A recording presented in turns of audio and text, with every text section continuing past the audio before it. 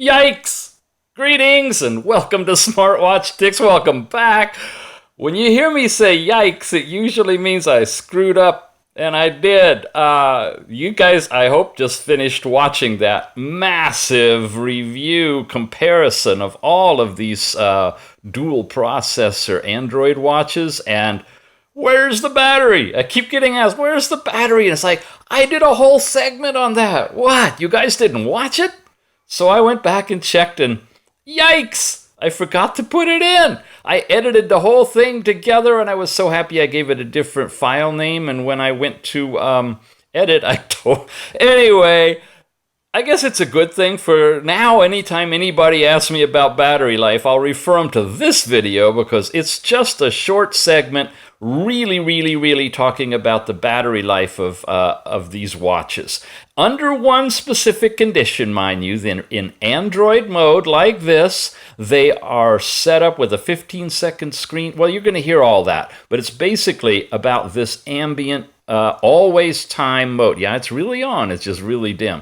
The always time mode across the 8 of the different watches. And you're going to see probably the longest time you could ever expect to get out of one of these watches. So anything you use it for is going to end up with less time. Make sense? Because this is like the least power draining mode in the actual Android mode with the always time feature on.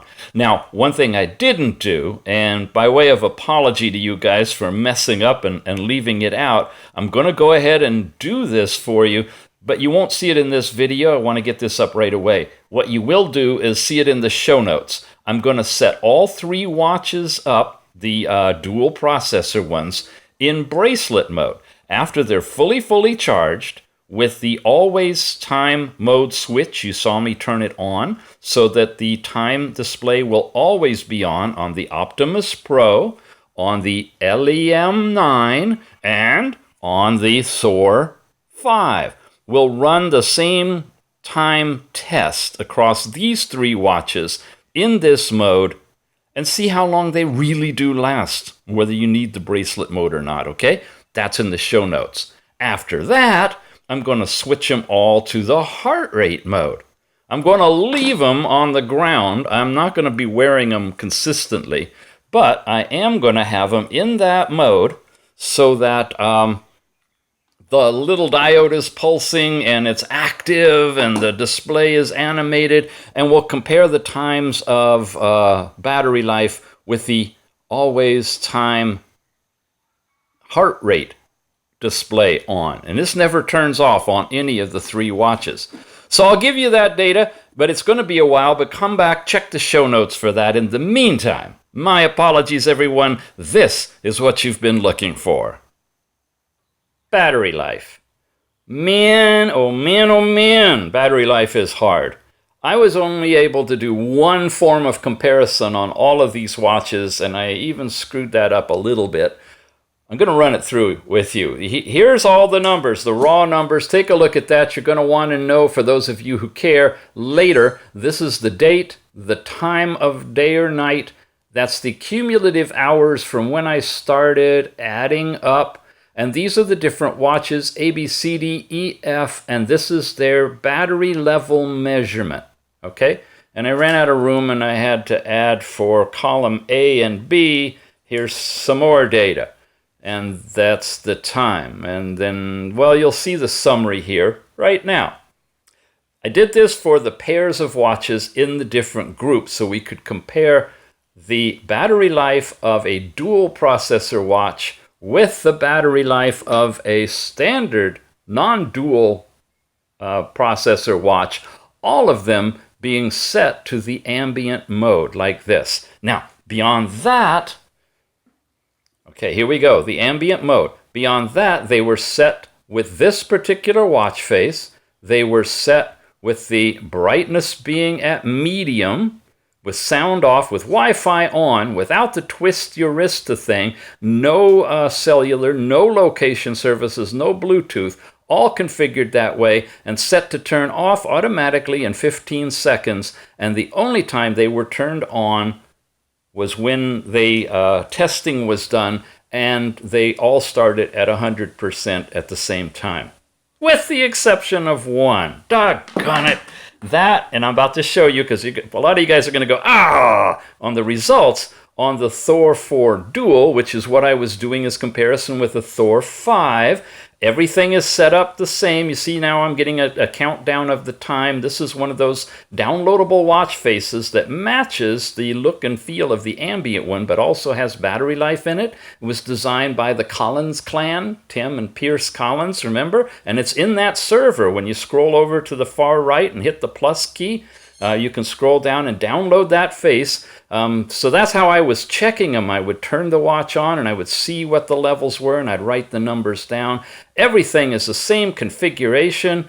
Notice this is a little bit different display here on the Thor5. Over here it looks like this. Over here it looks like this. And it was exactly like all the others except I accidentally had location services turned on, GPS, which ate a lot of power. So the end result for the Thor4 Dual is low based on the fact that the configuration wasn't the same as all the rest of them. So what are the results? Get on with it already, Mr. Tix. These are the watches, A through F, and these are the actual times that it died. The Optimus Pro lasted for 40 hours in ambient mode like this, only turning it on to test it after starting from 100%. With me? The Hope Light, longest of all of them, went for 48 hours.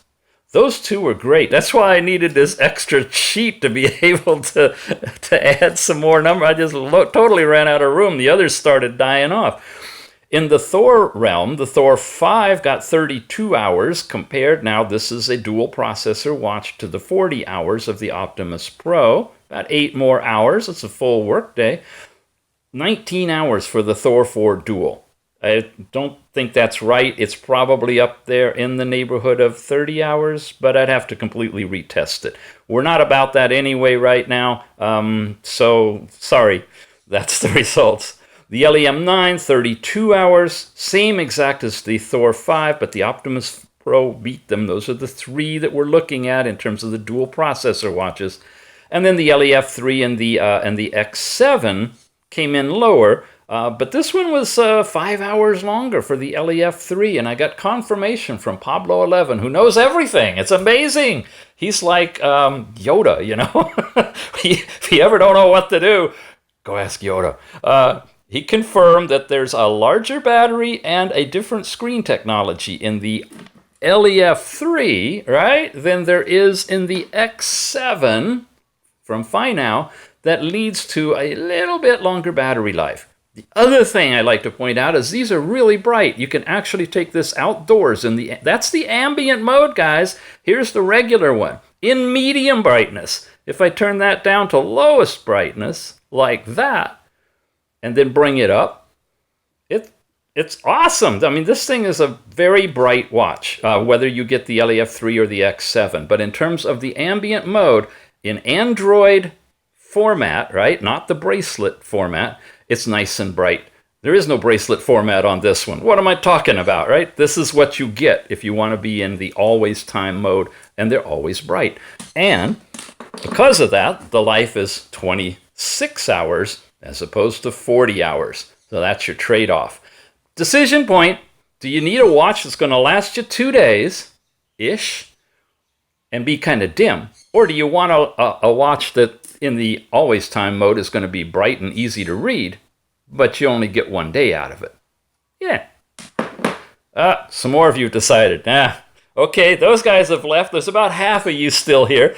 Anything else on time with watches? No, I have not put them all in bracelet mode and tested how long you get on bracelet mode. That may be 4 days.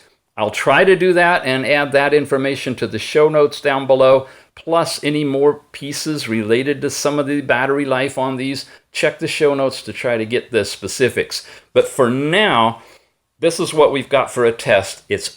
All of them are in the regular Android mode, and they are in the always time mode with everything pretty much shut off, except Wi-Fi was on and connected, which is typical, but no location services, no Bluetooth tethering, nothing else. Now, once again, this is just the battery test segment of a much, much larger comparison of these 3 watches with about 5 other ones as well. That's in a different video.